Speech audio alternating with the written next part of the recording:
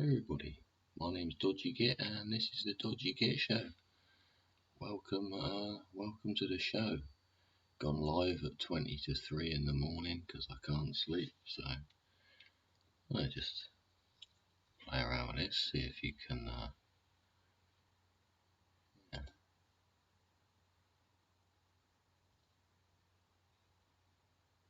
There's my chat tab. There we go. Yeah, if you'd like to like and subscribe, everybody, that'd be great. I'm just going to have a nice quiet browse now. See what there is to present to you as far as news going on in the world. What we talk about? Well, go over this evening's stuff, I suppose, can't we? Oh yeah, there we go. See, I'm gonna have to rename this. Show already, I think.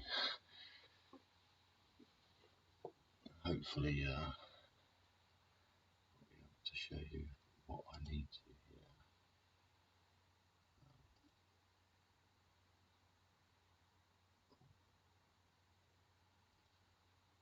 I wanted to have a look at this myself because I didn't get a chance to pause it earlier. Anyway, I'll play about with my screens and hopefully I'll be able to present to you what I'm looking at on my screen.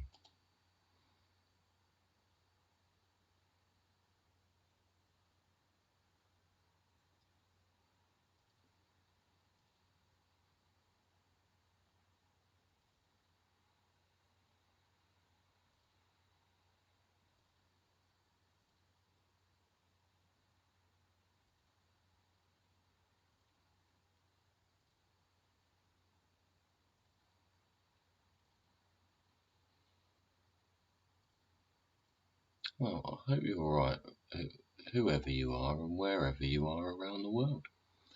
Yeah, thanks for joining me. There seems to be quite a few folks on and this time of night, but because I don't mean this in any bad way, but in different time zones, isn't it? It's almost 3 o'clock in the morning here, so I'm wanting a certain vibe. And all the American shows, Canadian presenters tend to be early evening, so they're quite shouty. So I thought I'd just calmly present this to you again. I hope he doesn't mind. I think it's public awareness, isn't it, really? Right, I'll transition my screens over. Let's see, we've got 30 seconds.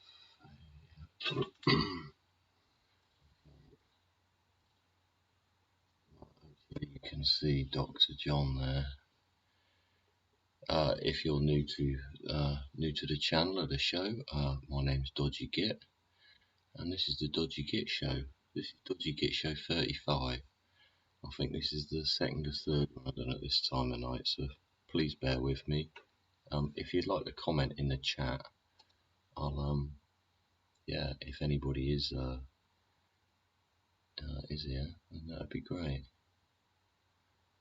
But I'm going to show you. This is Dr. John Campbell.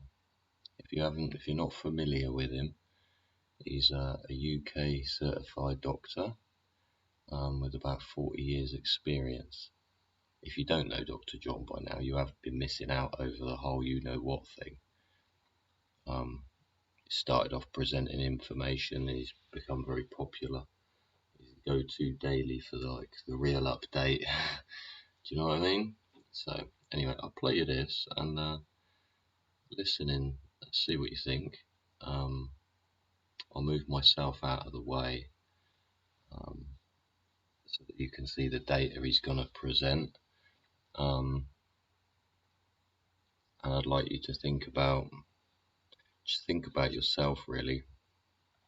Think about yourself and your family, and what this new data may suggest.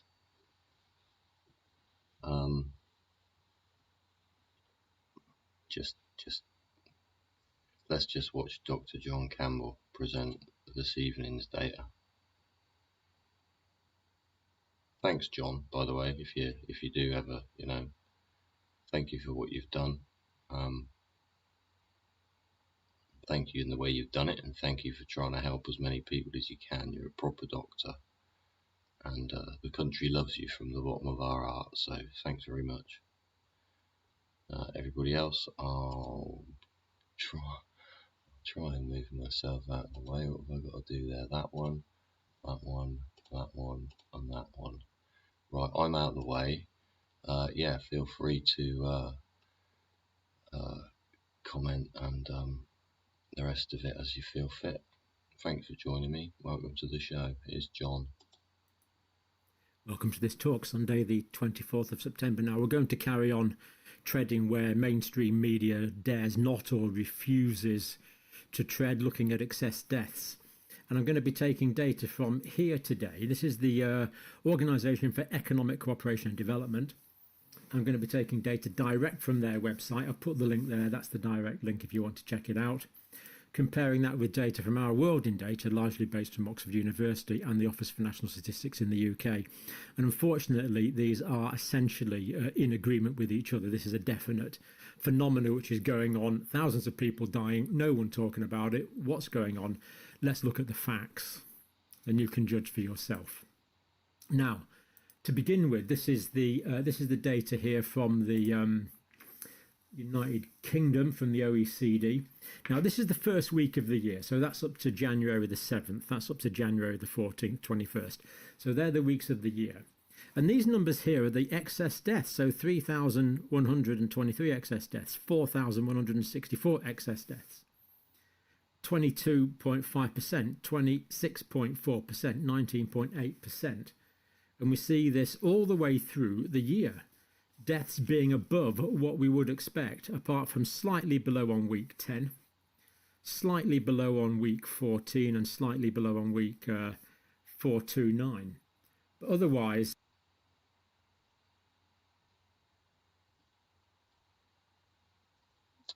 Right, I hope you picked that up. Yeah. On the left there is the week number. The middle column there with the bigger numbers, we've put the X's by them. That's how many physical people have died, excess, per week. And the last column on the right hand side is the percentage above the norm for that week. We can see just there 14.9%, 18.4%. Look, week 16, 2,178 people died, because you can't have 0.4 of a person, can you? Right?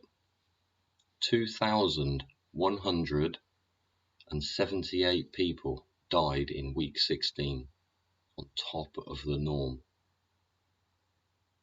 This is official government website data that he's presenting. But I'd just like to take that number in particular and just say again, I was talking about Libya in a previous show and how many people died and what it's been equivalent to, right? In 1 week, week 16, the same amount of people, or very similar, close, God rest their soul, all of every single one of them, same amount of people died in the Twin Towers, isn't it? 2,500. We go to week 17 and we put it with week 16. So in 2 weeks, it's 4,000 people dead. And the mainstream media don't want to talk about it. They don't want to mention it. We've got professionals, real professionals. In fact, doctor is a doctor. He's not a professor. Yeah? So even this man who has had all this experience, all this, he's still not a professor. So we'll go back to previous shows and discuss where exactly are the guidelines to describe what a professional is? Yeah? Because John's been one of the most professional people I've had to witness in the last few years say anything. He's just honest and does it properly. Anyway, I'll let you continue watching the video, and I'll pause it if I feel appropriate. You know, it is the middle of the night and I'm being quite reactive with it, I suppose, but it's honest and open and true. So let's listen to John. Thanks for joining me, everybody. I'll click another thing and there we go. No, I ain't. I've got to click this over here. See, it's the middle of the frigging night time and I'm faffing about. There we go. Right. And there's John again. All the other weeks where there's data, this is basically up to week 30, which is roughly the end of July. 36,000. Oh. Yeah, sorry. I have to bring that up. There we go. There you go. 36,316 people dead. Excess.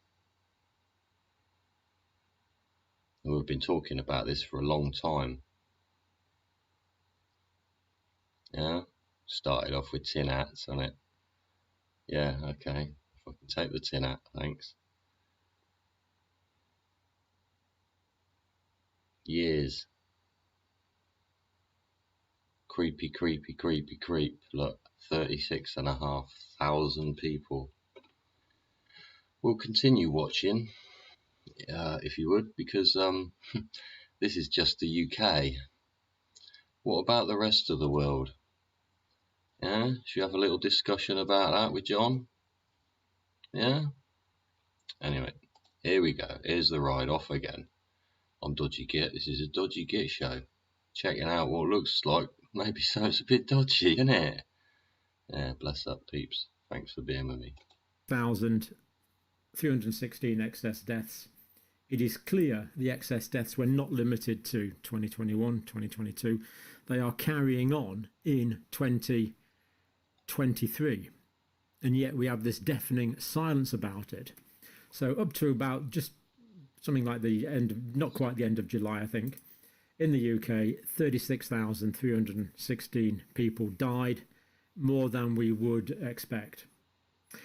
Now, if we compare this to some other countries, they haven't done so badly. For example, this is Hungary, so a less sophisticated, some might say more Eastern European country, maybe less less of some things going on there. This is Hungary here, and we see that week 1, less deaths than we would expect. Week 2, less deaths than we would expect. I'll just interject there again. Right. Okay, hang on. Let me move myself down here so we can. We'll sit underneath John. Hang on a sec. Right, there we go. Right, there you go. It's Hungary. There's the data from Hungary. Hungary. Yeah, what did Hungary do that we, or didn't do that we did do? Just keep that in mind, yeah, because that's just, I needed to pause that. I'm trying to bring attention to the actual facts, yeah. What did Hungary not do that we all did? All were advised that it was, you know, the best thing to protect everybody else. Are we really aware of if we're protecting ourselves or not? You have to watch Dr. John's last night's video for that. Yeah, yesterday's video from Dr. John going on about yeah. Yeah, go watch it. Right, hang on, we'll bring him back up. You there? Right, we're there. Right, this is Hungary's numbers. Look at the number difference. Minus, minus, minus, minus, minus. Yeah? Why is it minus? Because nobody was doing anything or going to work. There's no industrial accidents, no car accidents, no one fell off a bike, no one got hit by a bus. Yeah, no one cut their finger, fell over, fell out the window, or fell off the rope, bloody snapped. Yeah, Yeah, this is the effect of a true lockdown. Yeah, things stop happening. Anyway, I'll shut up and let listen to John. And we see less deaths than we would expect pretty well all the way through. Some months with more, of course, as you would expect fluctuation. But basically, they've got minus 3,183 deaths less than we would be expected in Hungary. So good for Hungary. Now, United States, I'm afraid the position is not good at all for the first 30 weeks of the year from the OECD data. Let's just look at that now. We have it here. So again, week 1, week 2, week 3, all the way down.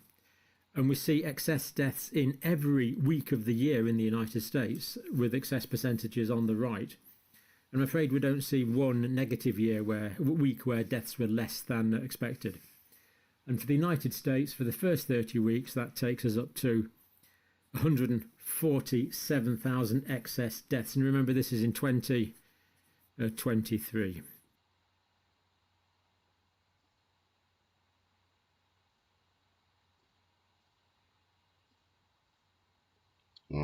There you go.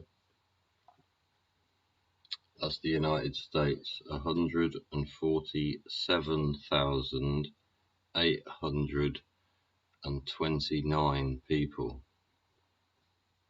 dead, excess, and we're only in September.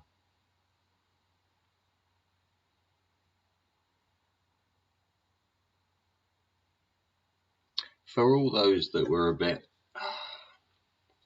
sheepish, do you think you did the right thing? Did you have people telling you things like stop, no and don't? Did you ignore them? Did you mock them? Did you laugh at them and point at them and, make them a social outcast? Did you just do what everybody else was doing? Did you think you were doing the right thing? Anyway, I'll let you listen to John and I'll shut up. This is current. This is as current data as we have. Now, Poland, again, more Eastern European country. Poland, right? Again, we see a much more varied looking picture with positives and negatives. But overall for the year in Poland, or for the first 30 weeks of 2023, less 456. So 456 deaths, less than would be expected. So we're seeing this dramatic difference between Eastern European and Western, more what you might call sophisticated countries. What did Poland do that we didn't? Australia, again, Australia, no times where the deaths were less than expected. Data there only going up to week 21, but even in that time, basically 10,000 excess deaths in Australia. Right. Remember Australia? Do you remember the way they locked people down? Don't know if you heard any news or knew anybody out there or anything.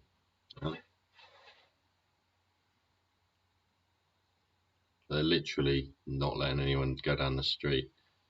And Australians too, have to go 200 miles to go to their neighbour or whatever, don't they? So they're easily busted. Fucking police can see the freaking dust from miles away, fucking chase them down the road. Where are you going? Gonna get some fucking milk, mate. No, you're not. Get back to your fucking hut, innit? And they were forced. There's a few people kicking off, but again, it's freaking media coverage one way or the other, innit? Anyway, let's keep going with John. I'll just write that down. Another 9,993 people dead. Excess to the norm.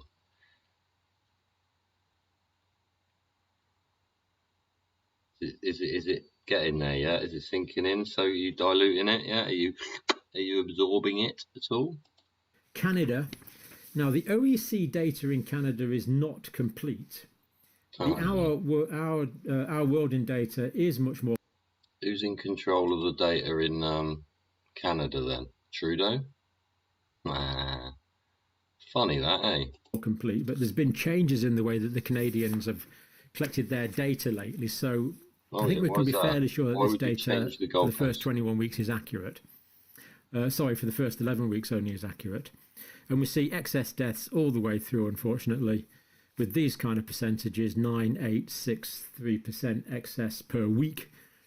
And that comes up to just under 4,000 deaths for Canada. Netherlands, I'm afraid it's not particularly good either, even though Netherlands has got a smaller population, of course. We see excess deaths in every week of the year. I don't see any negatives there at all. Again, percentages in 10, 14% sort of level, coming to 9,000 excess deaths in the Netherlands for the first 30 weeks of the year. New Zealand, again, we see excess deaths in every week. This is just pure data. It's pretty well impossible to argue with this. People will, of course, but I'm presenting you the data and you'll just have to look at it for yourself. But if you look at this data for yourself, I'm taking this directly from their spreadsheet. This is not me embellishing this at all in any way, shape or form. You remember New Zealand? Yeah? You remember the lady with the...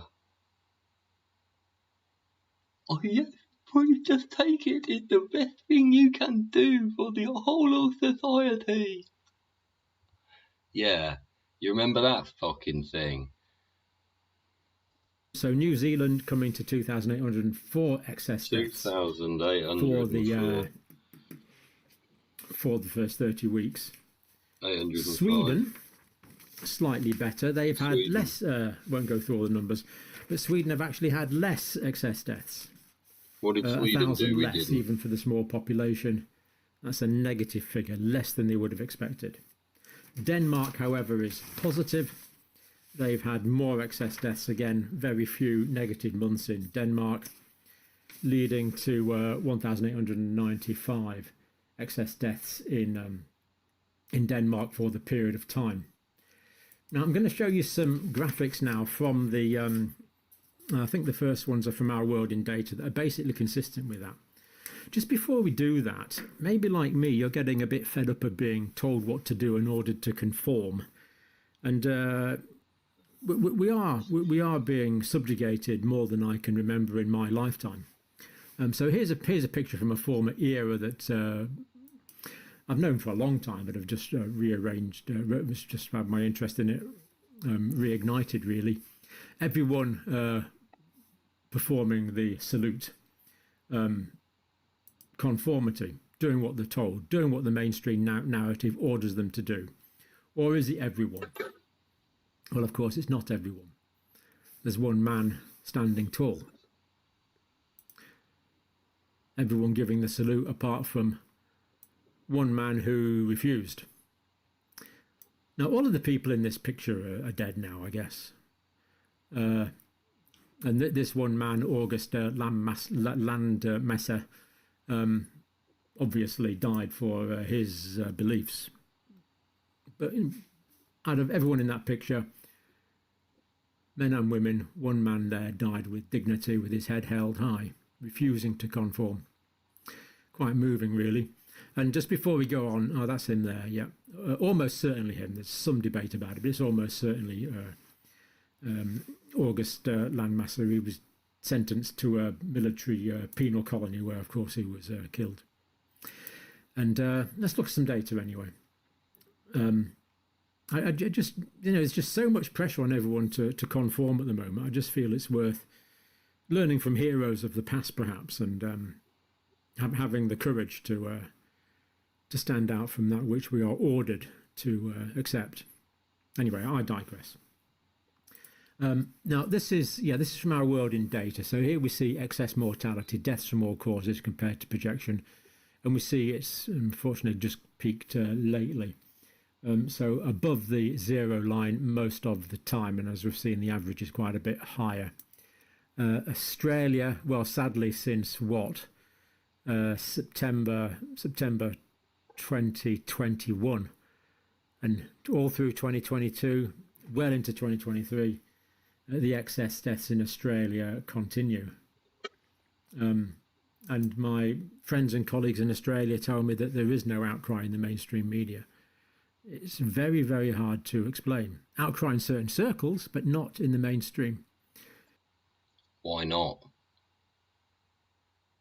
Why not? They should have all been sat waiting for this data to come out. Like waiting for something about Russell Brand, right? But they're not. Why not? Why are they worried about Russell Brand? When they could be worrying about this, it's killed. I've just totted that up with some basic fucking arithmetic just to keep my brain ticking over for no reason at all apart from the fact I can do it. It's 211,794 individuals have died unnecessarily, allegedly. 211,000. All right, we'll round it up. 212,000. 212,000. Because nothing in government is ever to the penny, is it? And it's always up rounded rather than down. Yeah? So we'd say 212,000 people.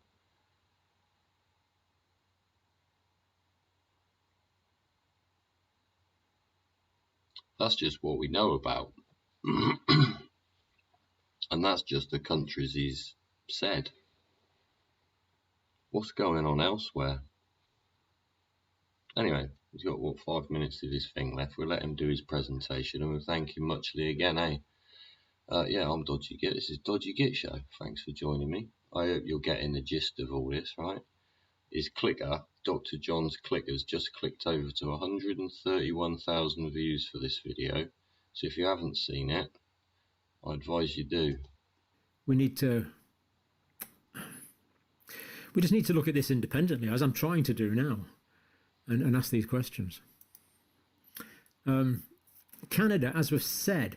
Now, Canada, I do hope Canada is better. This is looking much lower, but I am aware that the Canadian data they've changed the way they collect the data in Canada lately. So let's hope this is accurate and that there is a reduction in excess deaths in Canada, and Canada is different from all the other countries which have behaved in a very similar way. I'm surprised that the Canada numbers are low. I'm delighted if it's true, but let's keep an eye on that, because there are, as we say, there are question marks over the way the Canadian data is currently being collected. Yeah, I don't know if you saw the end of that. I don't know if you saw the end of that piece then. At the end of the chart, dropped off and then went like this, way underneath the line.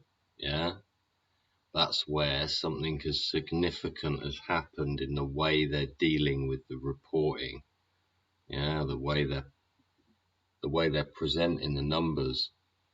Yeah, it's like playing grab a grand in a blow tent. Do you know what I mean? You go to a fete or a festival down a village or whatever, and there's one of those single person toilet tents, right? And it's got an air blower in it.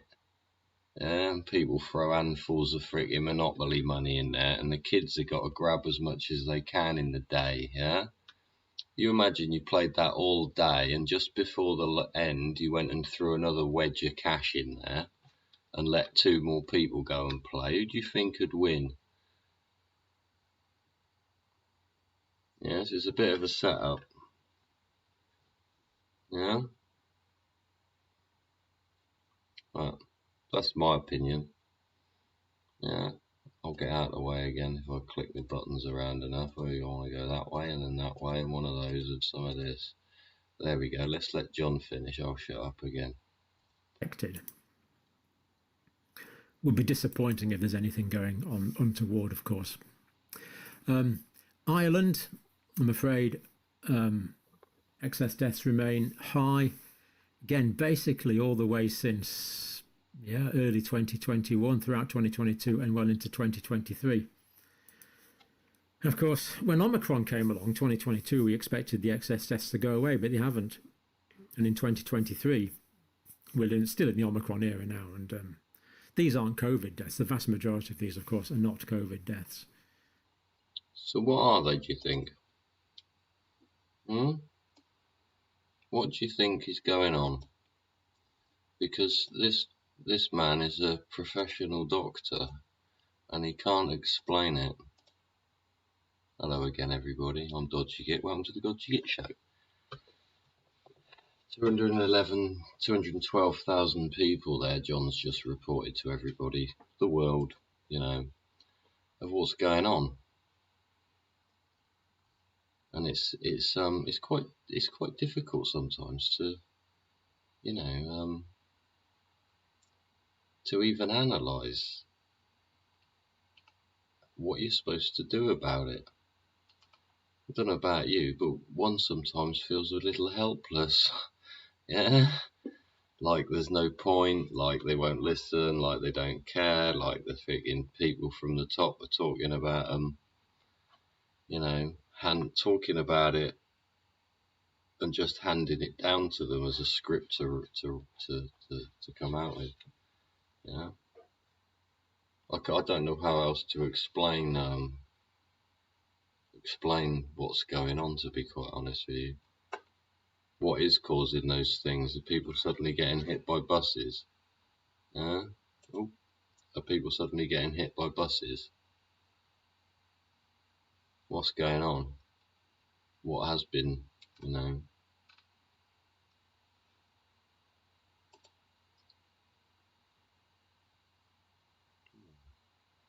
So yeah, if you want to let me know in the chat or the comments, that'd be great. We'll have a look. Else what else we can show you. Oh, hello to the one person that's watching. Nice to meet you. Hope you're finding the show entertaining. I'm literally just winging it in the middle of the night. Yeah, I hope you're well wherever you are. I've went through a few other live shows before I go on here. Oh, here's one. He's just come up on the other feed. Prepper Nurse 1. Prepper Nurse. He was quite nice. Nice chap. He's thanking his friends and other YouTubers about the conversations they'd had previously, I suppose. Yeah.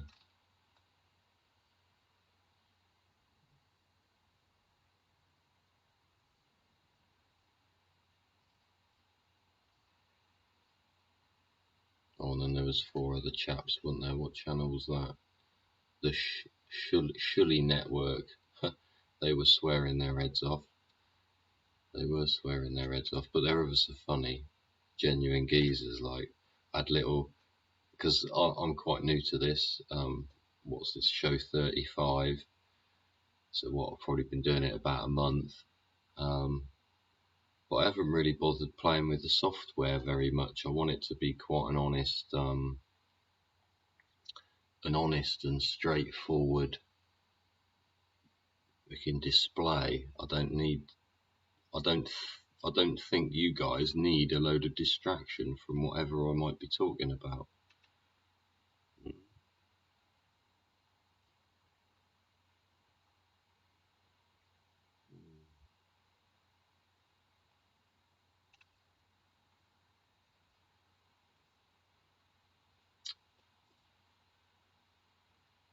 Yeah, I'm just I'm browsing around the internet at the moment, just see if there's anything we can talk about with you. I suppose what we had today. I suppose talking about unarming the police. Oh, what was that guy's name? Police abuse of powers or something. He's his name's Pip. Lord Pip, that's right. Yeah, Lord Pip. It's quite funny. Hosts a show, UK show. He's I think he's in Liverpool or Manchester. Manchester, I think. Yeah. And because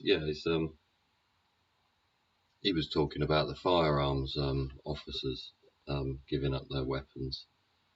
and he had a young chap on, a young Scouse guy or whatever from up that end of town, and he said, "Oh yeah, I was glad they shot this guy driving his car." And it's like, well, why is that? He says, "Oh well, he was allegedly smashing the car off of everything, trying to run police over." And he said, "Oh right," he said, "because what it says in the police report," and this was the guy presenting it, sort of thing. He said, "What's in the police report is the cars were touching, but you know how one car shunts the car, one police car, say from behind, or shunt the car into the other police car so that the car can't move, jam it in. It's a technique, isn't it?" So it was all this sort of question about, was the car pushed into the police car and this, that, and the other, because they used that as the excuse to shoot him. Yeah. So that's all a bit sticky. And there's an exodus of people coming out of, what is an enclave of Armenia, isn't it? Yeah. Sad what's going on over there. What's this? Okay. Yeah, it's ethnic cleansing in what may as well just be Azerbaijan, because that piece of territory will soon be taken. The people are just it's leave or die, isn't it? So even got grannies and that. See on the news, freaking grannies being lifted off the bus by the soldier type dude, isn't it? Excuse me. Oh, sorry, I was reading a thing here. A woman has been arrested after a missing newborn baby and 3-year-old girl were found. A 31-year-old was held after attending an East London police station, the Met said. Fucking Met. Ugh. The boy and girl were located at an address in Harwich, Essex on Sunday and taken to hospital as a precaution. It comes after a search for Jamie Lee Kelly, 31, who left a family assessment centre in northwest London with her children on Tuesday. The Met said it was no longer appealing for information about the whereabouts of her. The arrested woman was also taken to hospital for precautionary checks. She remains in custody.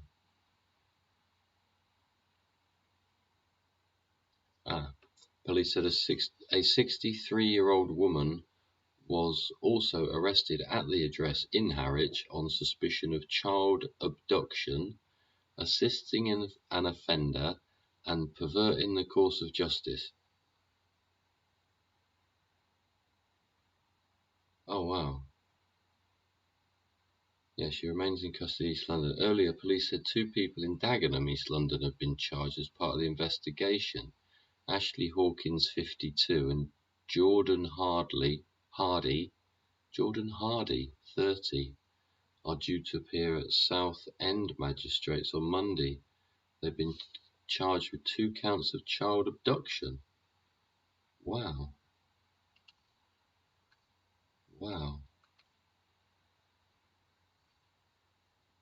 Oof.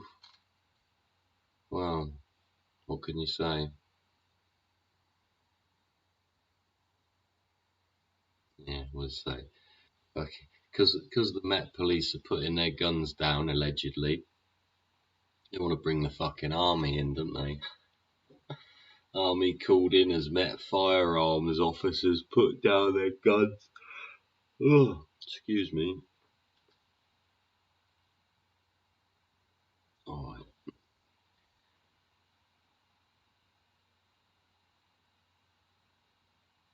Oh, there's a great one, look. Tory donor, somebody that gives the Conservative Party in the United Kingdom shitloads of cash, threatens not to give them the money if they scrap HS2. Talk about blackmail. Does make me laugh. People try shit like that. And it always says Tory donor, doesn't it? It never says fucking who it is. Who the fuck is it? Yeah? They never say. Major donor questioning ability to continue support.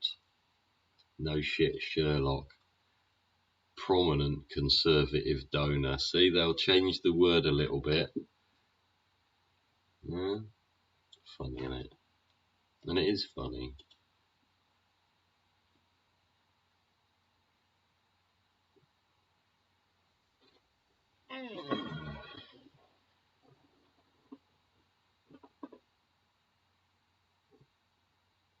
I hope I'm coming across live and direct and everything's working tickety-boo.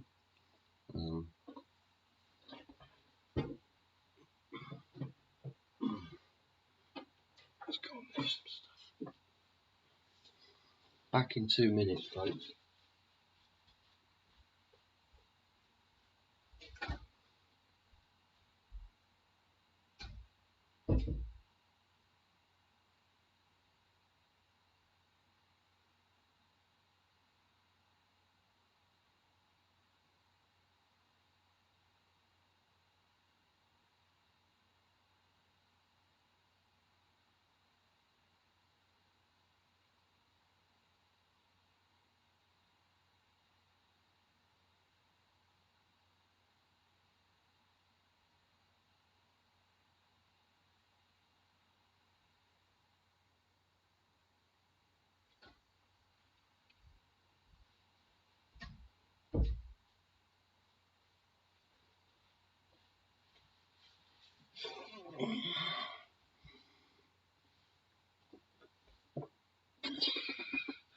Oh, sorry about that.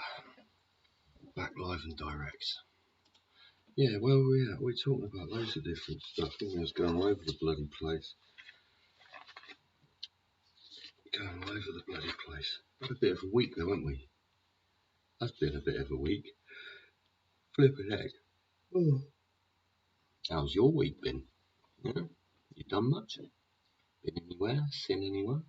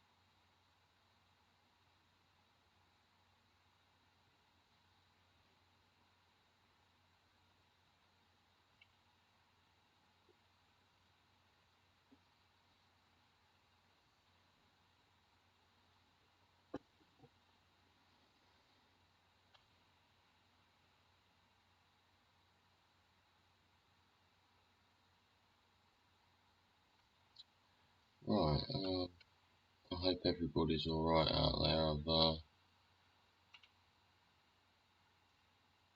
I don't know if you've seen this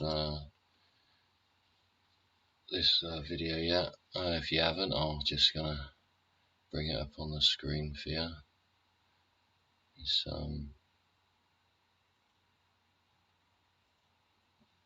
just pop through the news for the week, I suppose. one. No, this one. Not that one. This one. There we go.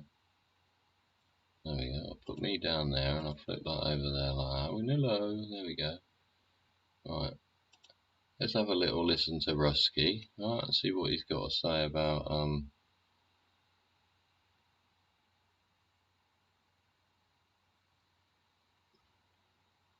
no, I don't think this is even the right one.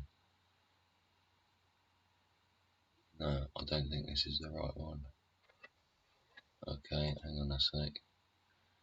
Okay, give me a minute, I'll find the right video.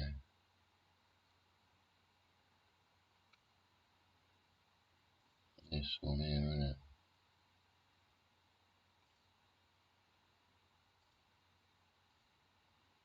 Hang on, I'll take him back to the beginning. Well, listen to Rusky, man. Obviously, it's been an extraordinary and distressing week, and I thank you very much for your support and for questioning the information that you've been presented with. By now, you're probably aware that the British government have asked big tech platforms to censor our online content, and that some online platforms... See, we just had Rumble tell them to go stick it, didn't we? Yeah? Said, no, I'm fucking not. I own fucking Rumble and I like Rusky. Do you know what I mean? That's what they said. I don't fucking own Rumble. Fuck me if I did, shit. Yeah, they fucking Rumble have told fucking whoever it is, told them to fucking demonetize him and go fuck themselves. So good on them. Let's listen to Rusky. ...have complied with that request. What you may not know is that this happens in the context of the Online Safety Bill, which is a piece of UK legislation that grants sweeping surveillance and censorship powers, and it's a law that has already been passed. I also don't imagine you've heard of the Trusted News Initiative. Now, as is often the case when a word like trusted is used as part of an acronym to describe an unelected body, trust is the last thing you should be offering. The Trusted News Initiative is a collaboration between big tech and legacy media organisations to target, control, choke and shut down independent media organisations. Or individuals, yeah? They could shut me down tomorrow just because of this. Because they felt like changing the wording, innit?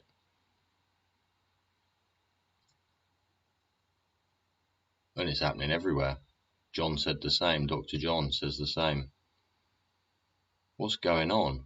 It's systematic failure on every facet of the game. Who's in control of it? And why is it just being let to go to shit? Why aren't the media covering this stuff? And why are they covering stuff of... Anyway, let's give Rusky his time and I'll shut up again. Like this one. We'll be talking about that on our show on Monday on Rumble. But just to give you an idea of what the TNI is, this is a quote from one of their spokespeople. Because the actual real rivalry now is not between the BBC and CNN globally, it's actually between all trusted news providers and digital platforms. It's clear that these organisations collaborate in constructing narratives, whether that's around the war or the pandemic, and of course there are other examples. And it's very clear to me that we have to be very, very cautious indeed. That's why I'm asking you to follow me on Rumble. Rumble have made a clear commitment to free speech, and Rumble is the primary platform that we will be streaming from. We'll be back this Monday, and as usual, we'll be talking about deep state and corporate collusion, and how ordinary democracy is anathema now, how it's shut down, ignored and avoided. We'll be talking about a military-industrial complex that is able to facilitate and start wars that seem sometimes to be little more than money laundering operations. And that's with all respect to the hundreds of thousands of victims of the numerous ongoing wars in the world at the moment.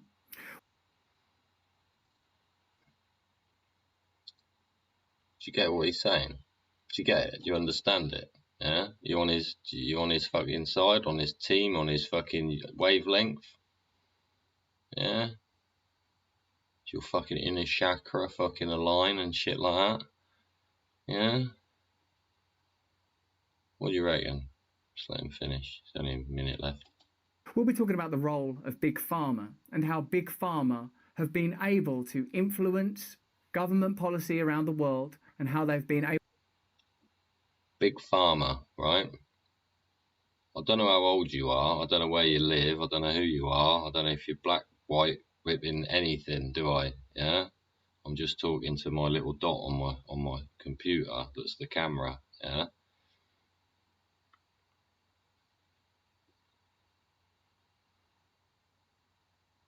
Yeah. Able to evade due liability and necessary scrutiny. Able to evade due liability. Hang on. How Big Pharma have been. Yeah, it don't matter if you fucking lost the plot, sorry. Fucking Big Pharma. Don't matter who you are, where you are, fucking whatever, yeah? Who do you know that's taking tablets? Yeah? I'll have a couple of fucking paracetamol for this. Oh, I take the fucking ibuprofen for that. Oh, I need some freaking, what is it, Benadryl or some other shit for this. Right? What? Yeah? You ever looked into all that stuff?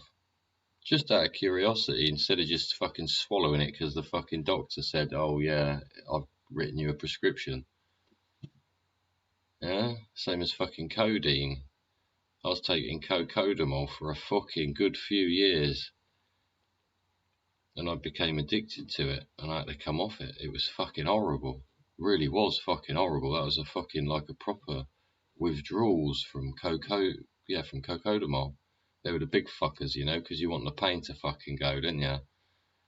Yeah, next step up's fucking tramadol, but then you end up in fucking bubble land, and you may as well just be pissed all day. Yeah, fucking jelly. Yeah, fucking horrible again. Anyway, I'll shut up. I hope you're well. It's fucking 25. It's 3:30 in the morning in the UK. I've run out of coffee, so I have to go do that in a minute. Thinking about what else we can discuss after. Oh, Rusky's finished. There's loads of stuff. Yeah? Talk fucking all night. Don't want to like fucking bore you to death like, but I'll find you some things for entertainment, hopefully. Yeah, we'll let been able to influence government policy around the world and how they've been able to evade. See, it's that government policy, because we know that we've listened to it for 3 years of them all discussing and using the same words. Yeah, they're all in lockstep with each other. Yeah, they were all in this and that together. They all said that the same. They all punted that. Was it fucking Build Back Better? Fucking hell. Build Back Better? Fuck. It's literally like the conference Limp Biscuit freaking. Oh. Ugh. It's like cringeworthy. Isn't it? It's fucking cringeworthy. Anyway, I'll shut up and fucking let him go on.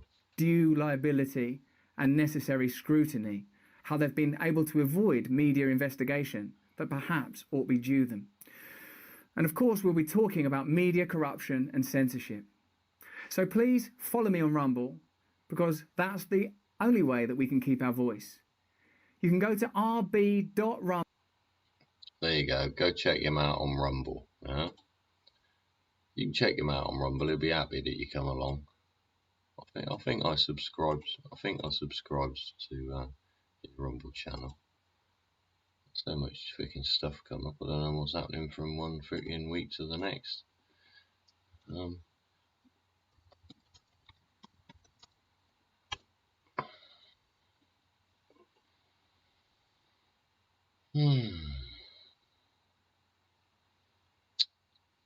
Right then. So we'll sort this one by fucking time. Upload date, innit?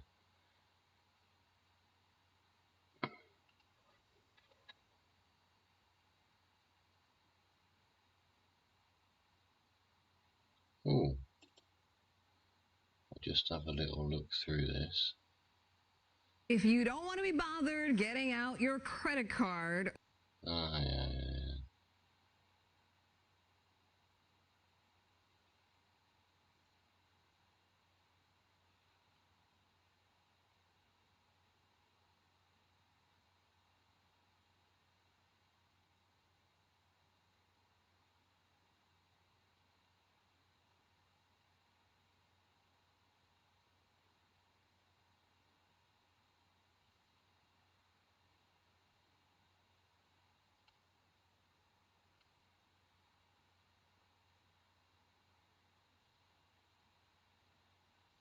yeah, I'm going to show you another video now.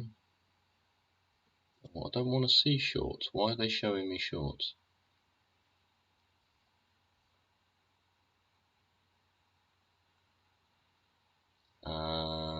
This. Oh, is it? Oh no, that geezer sounds a bit fucked up in the head. I'll fucking watch his video. So this hasn't had this might be a bit religious, but I'm not sure. So, oh yeah, it's one of those preacher guys. I can't find the video that I wanted to show you.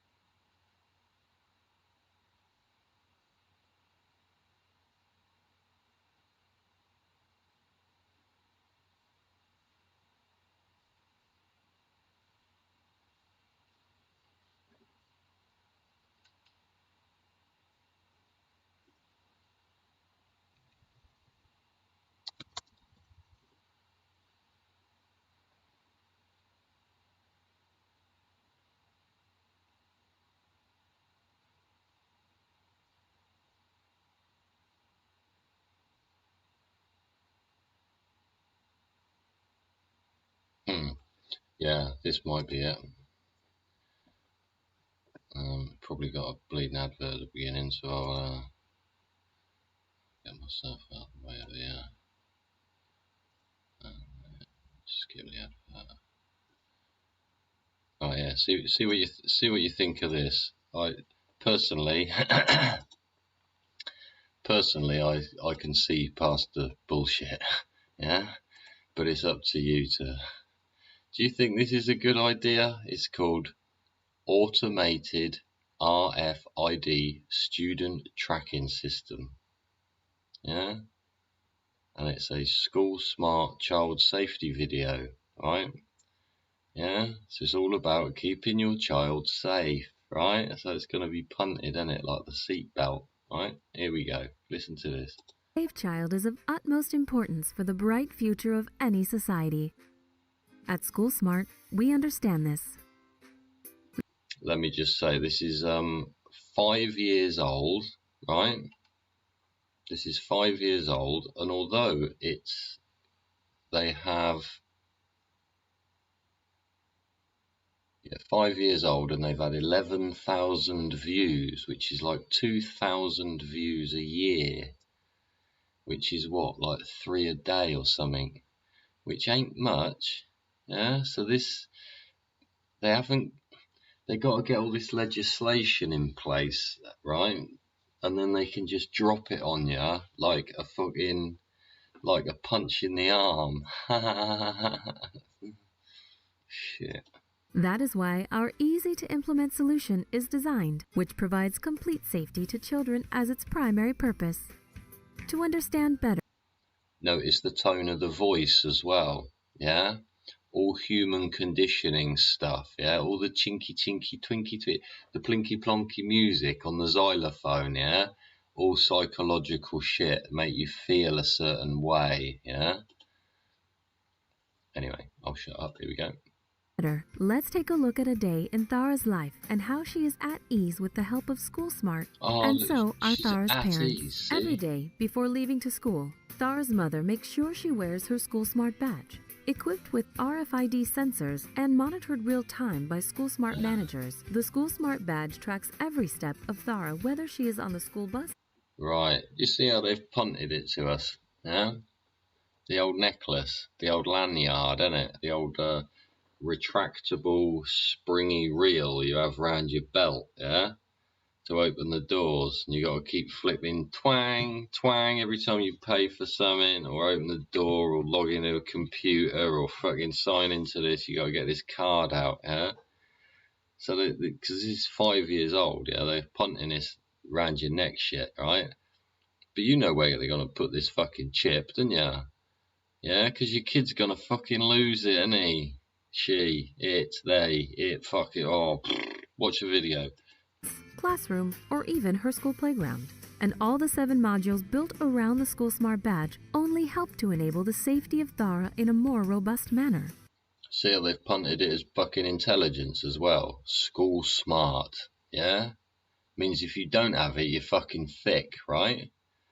Yeah, just another sales tactic. Don't forget ism. Yeah, go and watch the 1948 or 49 or fuck it's 40s fucking cartoon about ism. Yeah, the salesman and the ism. I'll try and find it in a minute. Actually, it'll be a fucking laugh.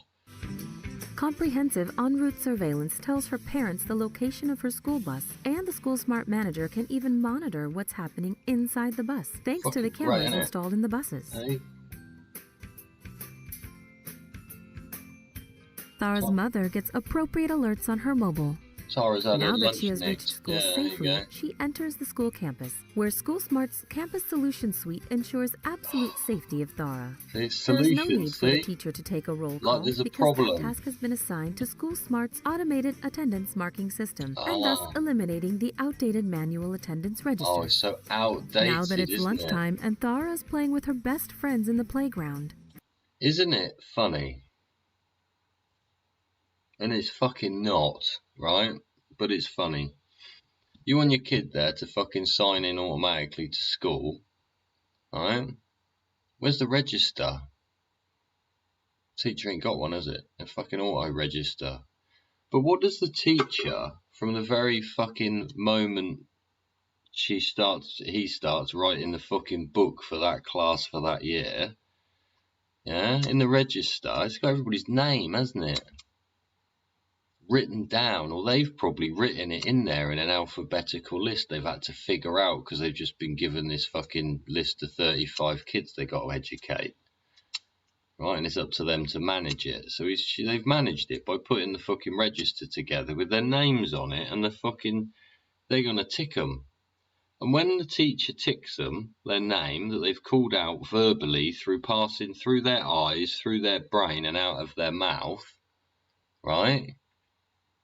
Information's been registered in the teacher's brain about who the fuck your child is.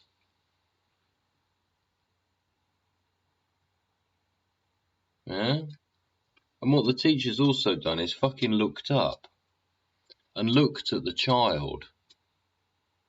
It might be the only time that teacher or that child has eye contact all fucking day. So why are you taking it away with so-called solutions of ease? Yeah? You're purposely freaking like breaking apart society, yeah? Giving it reason not to need to communicate. It's weird. These things round our neck. School Smart manager and also teacher can monitor not just hers, but almost all students' movement with in-school zoning tool. Our parent and visitor management system makes sure that only school-approved visitors can enter after going through a quick but thorough check on their purpose of visit. With school time over, Thara is now back on the school bus, en route to her home.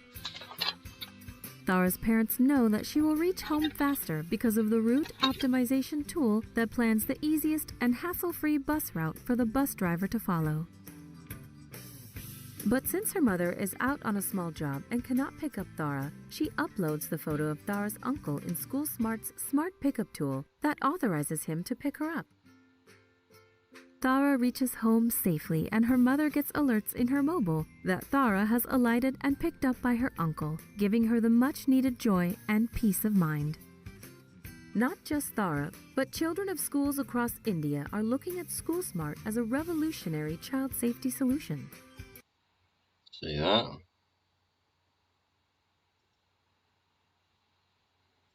The whole of India, because what's happening with India, isn't it? Kids are going fucking missing all over the place, and they don't know who's birthed and who's not, because they're all freaking born out the back sort of thing, aren't they? Yeah? So India's got a massive problem with fucking actual, how many people are in India. Yeah, it's quite fucking amusing.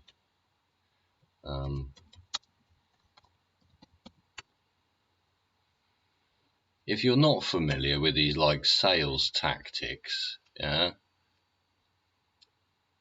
if you're not familiar with sales tactics of these people and the way they punt it, and you're not au fait with this, like or you're not, if you don't notice the wording, the tone of the words, the fucking jingly music, the fucking all the fucking round-edged cartoon drawings, all soft, isn't it? Yeah. If you've never oh, hang on. If you've never paid it much attention, right? So you might not have done, might not have had a need to. Yeah? Might not have had a need to pay attention. Then that's one thing. But this is an example, right, of how things are sold to us. Yeah. And they want to sell them, yeah, because then they make money. And somewhere like that in India, if they get, and this is the thing with schools, isn't it, or any contract to do with people, yeah, opening up a mass market, yeah, you open up a fucking mass market for them in India, someone's going to make a shit load of money. If it's written into law, it has to be implemented. Somebody's going to make money hand over fist. And the system will probably fail anyway. People won't bother using it, lost their tag, can't be asked, don't work, fucking defective, fucking scanner. Oh, yeah, you could go round and round in fucking circles. But anyway, here's a cartoon from a long, long time ago. And it's like 1940s, right? Make mine freedom, right?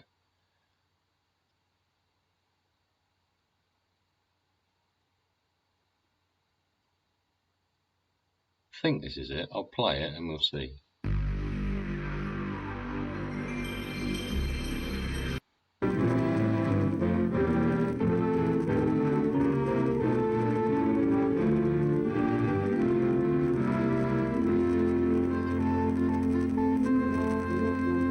Fucking old ones are the best, eh? America is many things to many people. To a 17-year-old kid, it's the malt shop on the corner.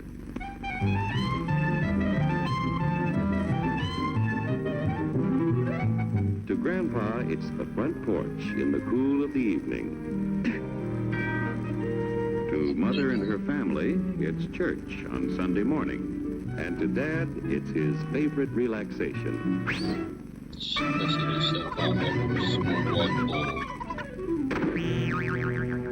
It's the Cracker Barrel philosophers in Crabtree Corners. And it's the tycoons in Wall Street. It's all races, creeds, and religions. It's freedom to work at the job you like. Freedom of speech and to peaceably assemble. Freedom to own property. Security from unlawful search or seizure. Where's your warrant, Flatfoot? The right to a speedy and public trial. Protection against cruel punishments and excessive fines. The right to vote. And to worship God in your own way. It is these freedoms that have made America strong. Okay, so we got our freedom. But management's lousing up everything. Labor is at fault. It's... Yeah, right, now listen to the way these two punt this backwards and forwards and the way it's so casually fucking already known. It's a known, isn't it? It's a fucking known quantity. Anyway, I'm gonna let you watch this cartoon. I'll take myself out of the friggin' screen for a minute. And yeah, I'll be back in a tick. I've just got to go and make myself a brew. And hopefully yeah, watch the cartoon. It's a bit of fun for 5 minutes. We'll be back in. Ruining the country. My constituents As your elected representative, I can assure you Labour's right, management's right. I'm strictly neutral. Labour, management, politicians, phooey. They can't tell corn from oats. It only takes money out of my pocket. Hurry, step right up, folks. Here's the answer to your problems. Dr. Utopia's sensational new discovery, ISM. ISM will cure any ailment of the body politic. It's terrific. It's tremendous. Once you swallow the contents of this bottle, you'll have the bountiful benefit of higher wages, shorter hours, and security. Enormous profits, no strikes. Remember, you're the big boss. Government control, no worry about votes. Name your own salary. Bigger crops, lower costs. Why, ISM even makes the weather perfect every day. And now then, because we are introducing this amazing item for the first time in this country, it isn't going to cost you 1 cent. All you have to do is sign this little scrap of paper, and you get your bottle absolutely free. I hereby turn over to ISM Incorporated everything I have, including my freedom and the freedom of my children and my children's children, in return for which said ISM promises to take care of me forever. Get out of the way.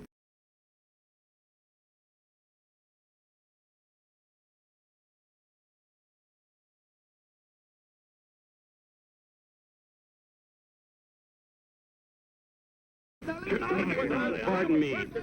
Pardon me. And who are you, my good man? I'm John Q. Public. Ah, my fine friend, you're just in time to share this generous and gigantic offer. Sign right here. Mind if I read it first? Hurry up now, Keep your shirts on, boys. Including my freedom. Freedom? Well, sign away my freedom. Why, this is ridiculous. Don't be corny, brother. Sure, our system of free enterprise isn't perfect. But before we throw it away for some imported double talk, let's turn the clock back a few years to see what it's done for us. For example, back in the 1890s, Joe Dokes was just a guy who liked to tinker around his barn. Some people thought Joe was lazy. Some even thought he was nuts. But one day, he had an idea. And because he was free to dream his dream and tinker, Joe had a chance to make something of himself and his idea. So,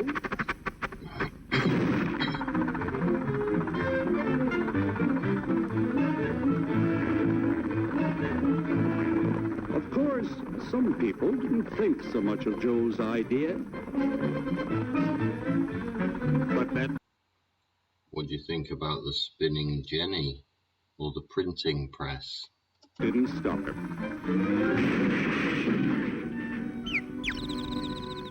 So Joe got some money from young Aunt Minnie and Uncle Angus and Grandpappy and Mr. Titus. When Joe's friends and relatives used their savings to help him buy tools and property, they were capitalists. Don't blush, folks. It's nothing to be ashamed of. Now, naturally, Joe needed some help.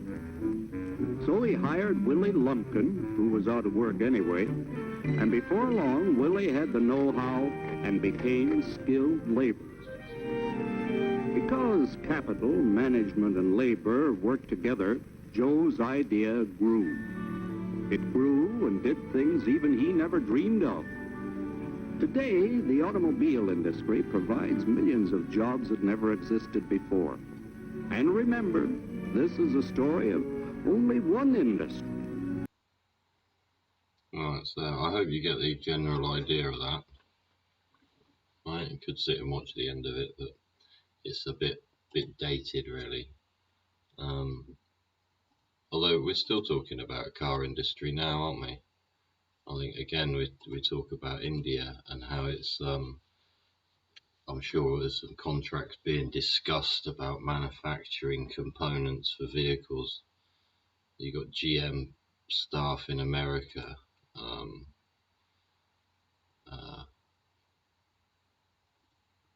demonstrating, haven't you? Well, they're striking. They're going on strike because they're so annoyed. But I'm sure the Indian contracts will soon get the boats shipping parts in and out. You see, I can see that's where Moody and Sunak and some of the English folks that have gone to America, should we say, have got.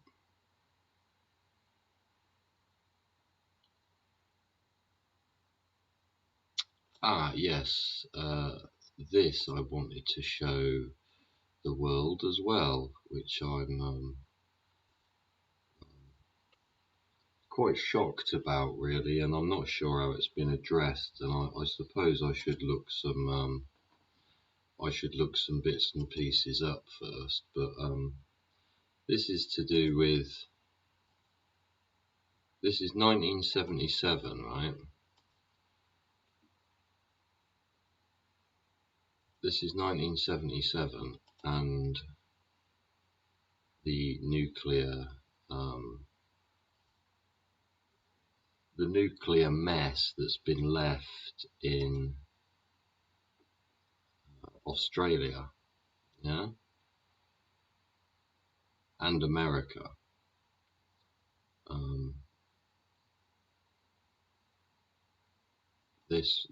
Yeah, I'll play you this little bit, and I'll see what you reckon again. It's to do with disposal of radioactive waste in Australia. The thing is, they said it was 40-year canister life, and that was in 1977. So I'll transition this over here. Hopefully you can see that. Right, here, these guys, they're cleaning their suits, yeah? Checking for radiation and stuff. Let me just put the sound on and figure out where they are. You are proceeding and intend to remain in operation with a 1940 system that is really obsolete?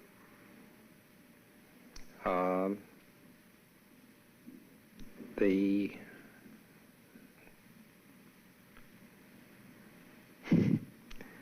cut or something. I don't know how to answer. Yeah, have you stopped beating your wife?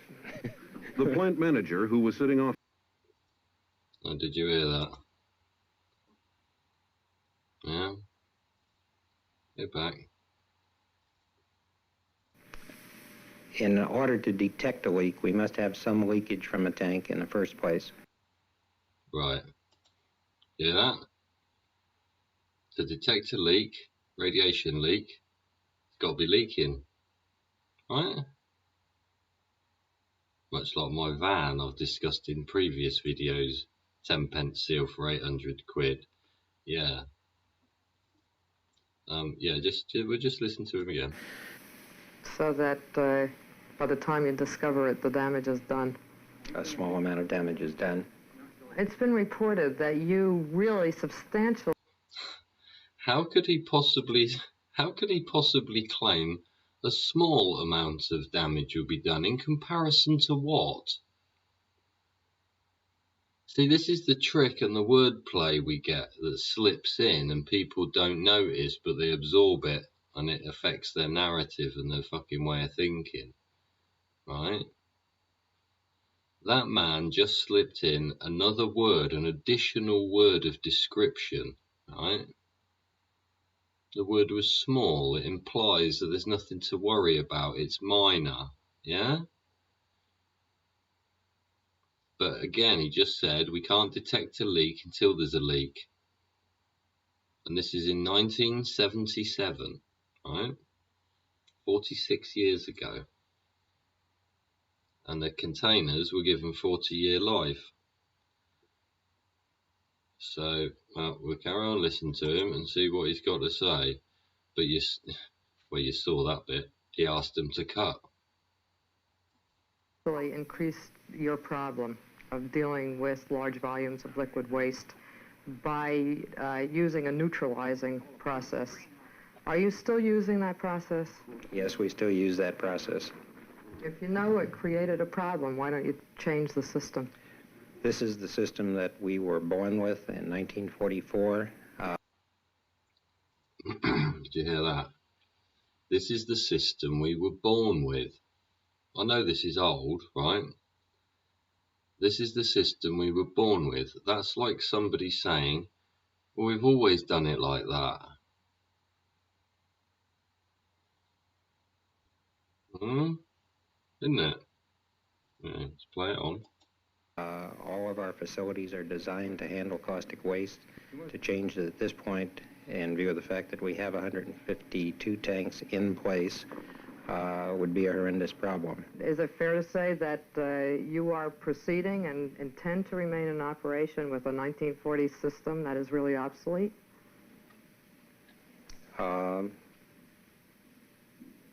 The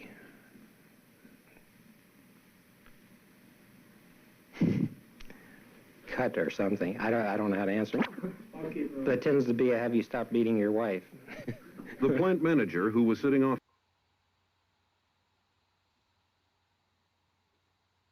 Take the new technology, but we don't have that privilege of starting over again. If it's determined that you would... Yeah, that as well. We don't have that option of being able to start over again. My question to this video, right, is with this energy crisis that's being produced and the world's desire to move to nuclear, at the drop of a hat, it's almost like an auto response now. Oh, panic, don't know what to do, wind turbines, shit. Oh, nuclear, yeah, that's the answer, that. Yeah. What I'm going to do, I'm going to skip a bit further on in this video, because this is to do with salt. Yeah? Absorption of aqueous into solid. Yeah? How far along it would be. Oh, is it here? Oh, because that was right. That was right. Some of the people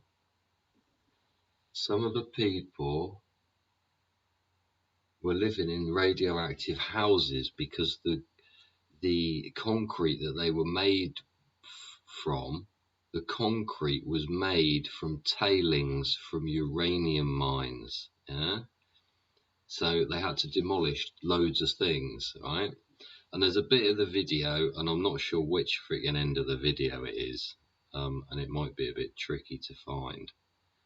I'd have to flick through. Oh, here we go. I think maybe possibly, is that it? This is where they're taking out, yeah, here. See this, right? I think, is it here? Before or after? They're taking out the floors of the houses, right? Yeah, and all this concrete, all the concrete, I'll play it from here. All the concrete in these houses was made from tailings from nuclear processing, right? So it's radioactive. And they knew it was radioactive, and the dangerous part of it was if you were to make it into a dust and it were to become airborne. So what do you think they sent the workers into the houses with to break up the concrete and remove it? Operational procedures in the water management program.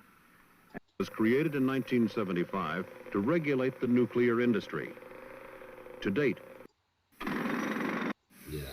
it isn't clear that putting these wastes in a shallow trench and putting dirt over them is a very good long-term solution. That's where we are on low-level waste. Despite the doubts about the safety of the practices continue as the industry expands. There are other serious problems, and we will look at those in just a moment.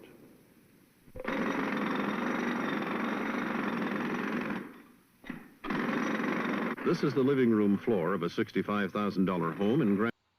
So what do you think's that? You see it happening there? Yeah? What's happening to the radiation that's in that concrete they didn't want to let out? Grand Junction, Colorado. It is being... Look at it. Look at it in the air, in the light. Torn up because the foundation was built with radioactive waste. Thousands of structures in Grand Junction were built with tailings. That's the sand left over from uranium mining. Yeah? And they're in there smashing it up. And you see the amount of dust. And they knew this. They were aware of it, and they still sent people in. At the time, no one knew better. The leftovers give off low levels of radiation. That's an excuse. They did know better because they knew that it needed to be removed. But why are they letting it be removed like that? I wouldn't mind finding out where that bloke is and going, excuse me, mate, you got freaking 4 eyes or fucking 17 feet or fucking your kid's been born with fucking, you know, defects or whatever, unnatural fucking things going on with them. Yeah? But look at them. They knew it was a fucking problem. And they sent guys in there with fucking jackhammers to smash it up and creating dust. The exact thing you didn't want to happen. You'd be better off going in there with a JCB. Just flatten the fucking lot. You'd be better off just burying it rather than touching it. That's like going in and smashing up asbestos with a hammer with no mask on. No, look at the PPE. Nothing. Nothing. Just some old hobnail boots, look. Which can cause cancer over a period of time, especially if inhaled. Especially as they're saying it as they're making the film. Now, State Health Officer Bud Franz is still looking for and finding houses with tailings. It is his job to convince people that, although there is no immediate danger, they should do something about it. They should do something about it. Like it's their problem, yeah? It wasn't put upon them. I'll be down the mortgage freaking, you know, down the bank. Excuse me, mate. You fucking sold me a piece of shit. Down the estate agent, innit? That's the thing. The estate agents have wangled their way out of it with their spellings in their fucking contracts, innit? That's what's happened there. Anyway, I hope you're liking the show. It's a Dodgy Git show. 35 we're on. Covered a few things this evening. Been running a while. Running almost an hour and a half. See? Yeah. So anyway, that's what I wanted to show you about Australian nuclear situation. Yeah. And this guy up here literally admitting that he doesn't know how to answer the question, right? About your technique for removing stuff is a bit old out, isn't it, mate? It was made in the 40s, and he basically saying yes, because he can't say anything else. The thing is it continued like that out there, where everybody just thought, fuck it, don't matter. It's a fucking big country, isn't it? Stick it over there. Yeah? Or have they actually sorted something out? Yeah? Anyway, another little curious video. Oh, excuse me. Oh.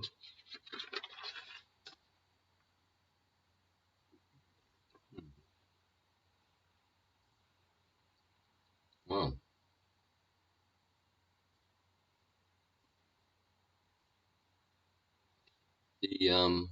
The purpose of that video was to really highlight how, and the one before it, how we can be sold one thing and in reality it's something else. Yeah? Don't be sold the ism. It's all too easy to start one bottle, innit? And another bottle and another bottle and another bottle and another bottle. So you're relying on it. Excuse me. But look, see, right back, first cartoon there, it's in the 40s, 49 or something, I think, 48, 49, something like that. Just after the war. Yeah, people were thinking about what to do with themselves, weren't they? Some had made money, some were skint, some had lost everything. Yeah, some were dead. Lots were dead. Again, though, look how important the media was in the war. Yeah, everybody grabbing a newspaper to read what the latest is.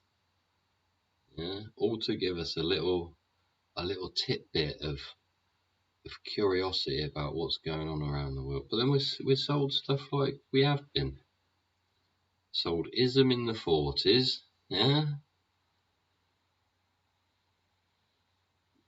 Some people that embraced it probably made a lot of money in the 50s, but so you got the 40s have been sold isms.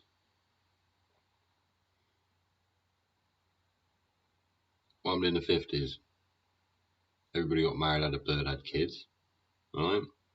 60s and 70s, back into nuclear, aren't we? 50s, 60s, nuclear. 70s, nuclear power. Yeah? But it's always sold to us, the same as it is now. See, that was 1977. It's 46 years ago. In 4 years' time, that will be 50 years ago. And they are still going on about nuclear. They can say, oh, it's new, it's fresh, it's redesigned, it's this, that, and the other. It's like, oh, great, is it? Brilliant.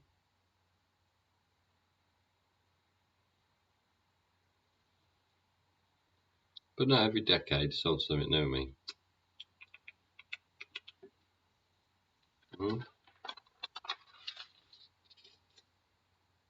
Did I say yesterday? See, we looked at the RFID school chips there for the school kids, and you know they're not going to be hung around their neck.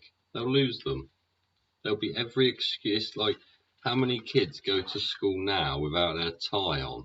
Yeah, I know that this is the fundamental thing. It's like having a smart tie, isn't it? Maybe I've just fucking invented something. Have the fucking smart tie, innit? Don't need a fucking lanyard, just buy your chip. Put it in the little pouch where your house embroidery is. Yeah? Then you just got to buy the chip and the tie, which is 2 products you can sell separately and make twice as much money out of. Every school in the country, every student in the country. Yeah? But it's for their safety. It's to ensure. Yeah? Then they get in school, they learn fuck all. Yeah. I had the pleasure of having a nice roast with some friends this evening. And one of the friends... Oh, hang on, where was I going with it? I fucking got a brain fart now.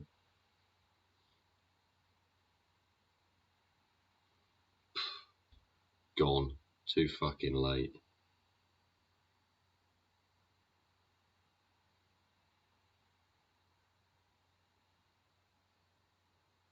Can't remember what I was fucking gonna say. Sorry. No, literally gone fucking blank. Too late o'clock. It's 4:15 in the morning. It's probably time I went to bed. See, I jolt my freaking mind.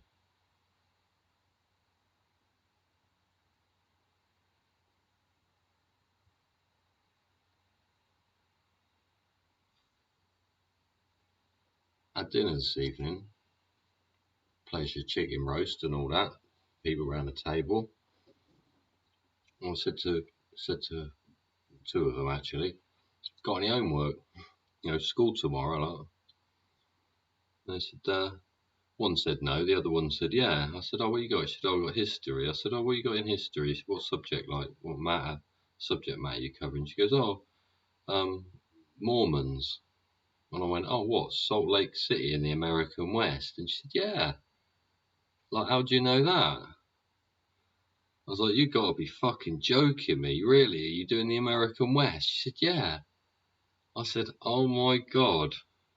She said, what? I said, I did the American West when I was at school. Yeah? 30 fucking years ago. 30 fucking years ago. And they're still doing the same fucking, covering the same subject matter in history.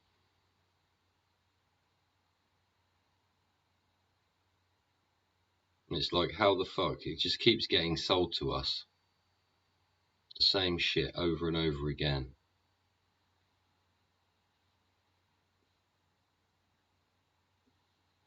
But yeah, that did fucking shock me. It just said to me how much effort has been put into, and it's same in my previous shows.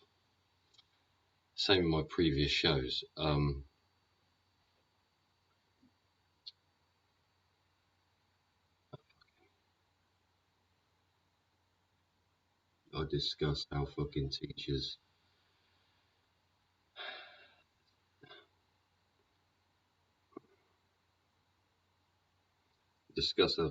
are just fucking, and any managers, I suppose. If you're left to self-manage, you'll do fuck all, won't you? You'll just put your fucking feet up. But where's the accountability for any fucking, any kind of fucking change within the education system? There's no adaptation there at all. Yeah? I learned quite a lot doing the American West when I was a kid. I felt a bit more connected to that project than quite a few other things. And I've always, for some reason, had a fundamental respect for fucking Native Americans or whatever, First Nations. Yeah? Don't know what it is. Same as the guy that waved the Queen off. There was some kind of connection there that I'm like, I feel you, brother. Do you know what I mean? Like, that's the way to do it, mate. It's enough respect. I suppose that's the whole fucking point, isn't it? We all should have a connection with our brothers and sisters like that. Don't know. But we don't get fed fucking bollocks. And the same with the RFID fucking tags, isn't it? It's like self-compounded departmentalization from any interaction with any other member of society. You don't have to hold the door for anybody because it's fucking automatic. You don't have to sign in. You don't have to talk to your teacher. It's automatic. Just go and sit at your chair, sign into your computer automatically. And it's all sold as a fucking round, curved edges. It's all soft, isn't it? It's all been softened. Yeah, and they even use that terminology with construction of fucking sentences and paragraphs. Oh, it's too woolly, it's too fluffy. Yeah?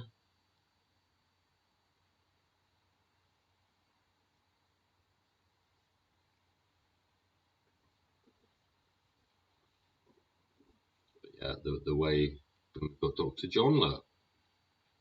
3 years we've been sold something, haven't we? The ism. Been sold the ism for 3 years. I wonder what Dr. John thinks about the ism. Yeah?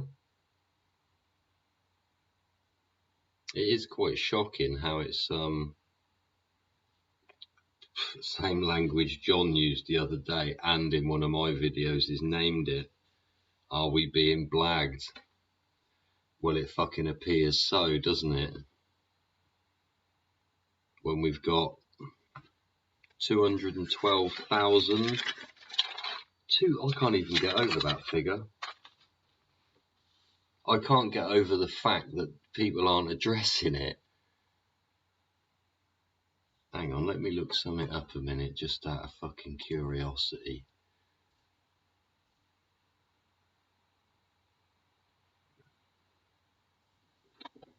Population of random town, Swindon.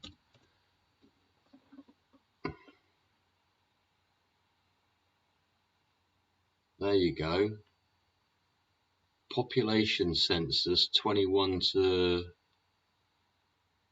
Yeah, the census done in 2021. Yeah. In Swindon, there are 233,000 people. Right?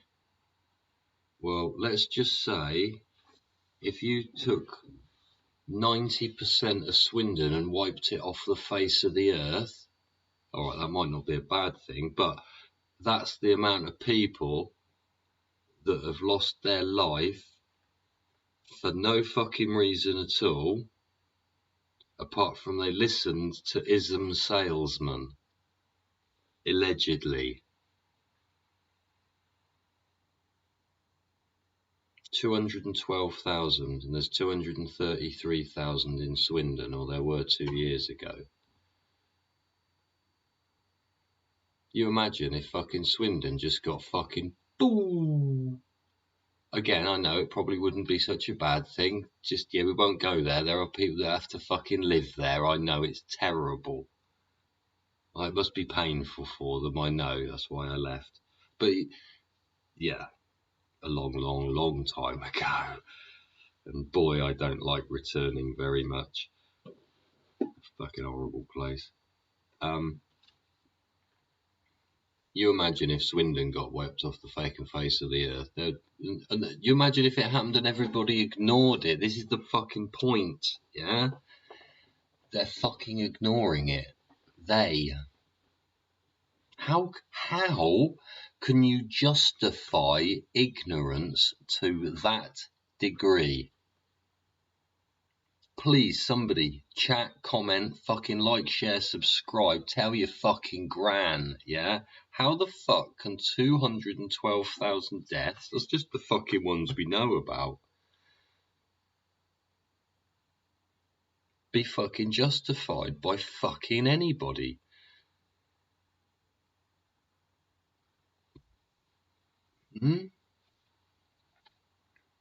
I don't quite know what to fucking say, do, act. Fuck me, I'm on here for two hours of a fucking night time at 4 o'clock in the morning because I'm that fucking, you know, sleep patterns all over the shop for other reasons, but that's fucking beside the point. Yeah.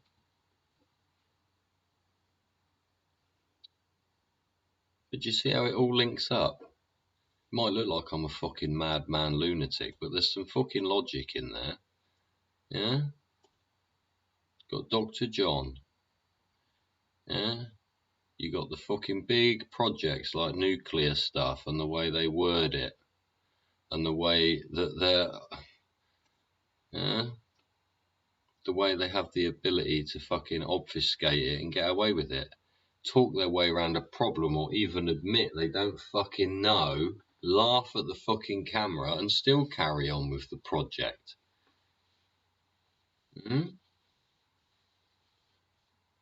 Much the same as where the fuck's Fauci and Zelensky, mate, it's over, pal. You can have your fucking little rent boys all over fucking YouTube like you have. Ain't ya? Fucking rent boys everywhere, all over YouTube. Just want to shut down any fucking anti-Ukrainian sentiment. Ukraine was fucked the moment it backed fucking Zelensky, the fucking 3-foot fucking prick. Didn't it? And the wordplay again. It's like the expert boys from fucking English class, innit? They grow themselves some fucking bum fluff on their face. Mummy's brought some fucking orange squash in for them, so they've gone fucking punting their narrative. And they're ever so good at punting their narrative, but fuck me, it's a fuckload of lies, fibs and self-inflated fucking bollocks. Yeah? You get all the body language under the sun trying to convince you by the most effeminized fucking person, fucking effeminate fucking man you fucking possibly get. His pathetic UN hat on. His fucking little bit of bum fluff on his face to make him look older than fucking 12. Yeah? So look, Mum, I've grown some bum fluff. I fucking must have had my bar mitzvah or whatever the fuck it is. Fucking weirdo. There's a couple of them, isn't there? There's the fucking one with a big Cheshire Cat grin and the fucking beard. Yeah, and his fucking flab's just getting more and more around his chin, isn't it? His wife feeds him beer. Prick. But they do make me laugh because they're self-fucking convinced. They're self-convinced, and it's like practiced fucking generic lines for fucking return comments on shit when they fucking know they fucked up and been busted for it. Yeah, fucking does make me giggle. And there's not a lot else you can do apart from fucking laugh at them. Yeah? They're self-brainwashed fucking penises again, isn't it? Yeah? But yeah, the way things fucking join up, yeah? You got industrial accidents, and you've got problems laying with people like the Australian government that they'll do anything. And so you imagine like that New Zealand fucking woman, right? The fucking, what was the fucking PM in New Zealand? I don't know if she still is. She might have fucked off by now. The way she spins fucking language around, yeah? You imagine what she'll be like spinning language when we ask her, what the fuck are you going to do with all your nuclear waste that you already consider as buried but is actually time X? What are you going to do with it? Have you done something with it already, like I said earlier? I don't know. I'm going to show you this other one. This other video. I don't know how much I'm going to skip through it. Is this it? It's a big concrete dome. Not sure if you're aware of it or not. Right? Big concrete dome in Bikini Atoll, which is an island chain out in the middle of fucking nowhere in the Pacific, isn't it? They bomb fucking tests and shit out on those islands, right? They fucking ruined the gaff. Some of it's recovered, but different sort of radiation and different sort of bombs they were testing in different places. But anyway, they had to fucking shovel this pile of crap underground because they had nowhere else to fucking put it, and it was all toxic and fucking killing people trying to move it, yeah? So they had to just concrete the fucking lot in. But they've done it on a fucking beach. Yeah, sandy beach. So what's happening? The whole fucking, every earthquake, the whole thing's just sinking, shaking, cracking. Yeah? So I'll just show you this. I don't know if you are aware of its existence or what. If you are, fucking great, hope you know all about it. If you don't, maybe you should fucking go and learn about it, right?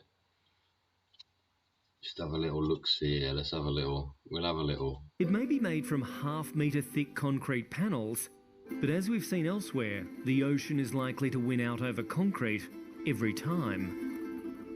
The radiation levels of the people of Eniwetok are supposed to be monitored here in this space-aged US-built lab on the main island. But when we visit, the machine for assessing radioactive exposure isn't working. Bloody convenient, isn't it? Funny that. The US government prohibits the export of food from Eniwetok because of the concerns about contamination. Fish from here is also banned. But this atoll surrounds a calm lagoon, and the lure of fresh fish is too much to resist, despite the lingering radiation. And as we're about to find out, it's not just the people of the Marshall Islands who are living with the fallout from what happened here all those years ago. Walked on before it was This was the site of the largest nuclear cleanup in United States history. 4,000 young soldiers toiled here for years to fill in the bomb crater underneath this dome. All right, it's the United States problem, yeah? But it's still a global problem of hiding the fucking problem. Anyway, I'll let it play for a minute. Among the more than 80,000 cubic metres of contaminated soil and debris was plutonium, one of the most toxic substances on the planet. For many of the young soldiers who worked here, there was a high price to pay.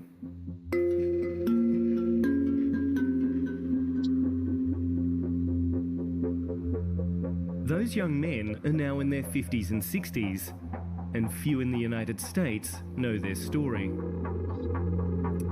From the islands and atolls of the Marshall Islands, I've come to the deserts of Nevada, another place where the United States tested many of its atomic weapons. Right. My point being here, right, is what we're sold as to the public. What's being sold to the public. Yeah? It's just another example of how we screwed up and we just buried it. And say, oh, it's fucking someone else's problem. Yeah?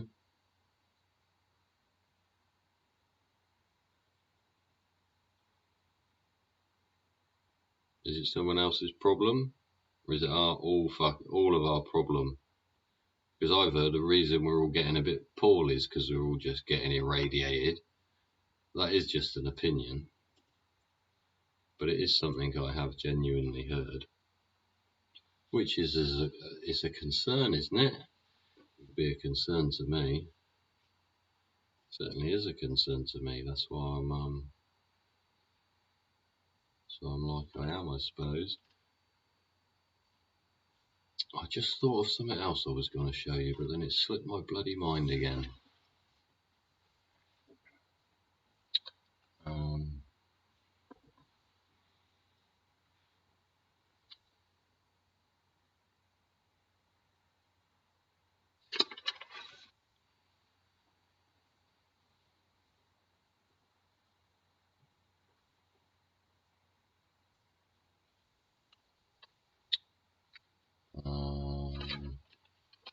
I can't remember what I was going to show you. I was going to lead it on to another.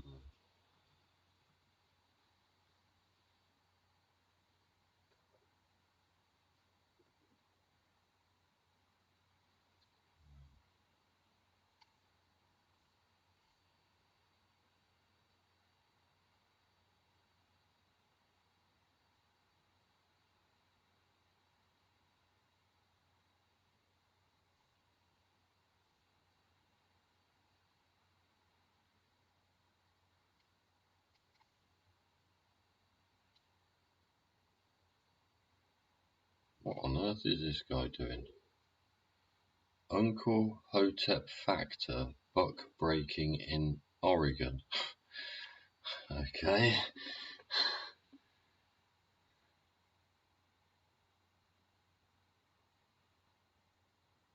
Oh my god. There are some people put some funny stuff up, don't they? I really do. Goodness gracious me. Yeah, see, that's just another example, that video, of how the public has sold one thing. Oh yeah, that's what I was going to look up.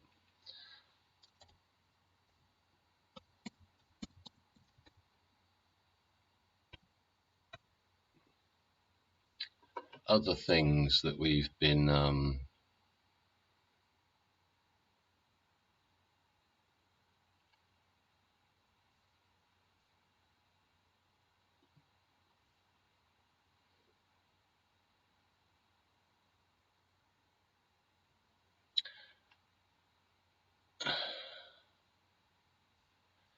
yeah, I'm not sure if you've seen this story. I'm not sure if you've seen this story. I'm not sure if you've heard of this MP. Hopefully you have done. If you've heard of the story before today, you'll understand how significantly damaging it was for so many people, and how important it is that we don't just take things off the government that they tell us to, right? So this chap is Andrew Bridgen MP.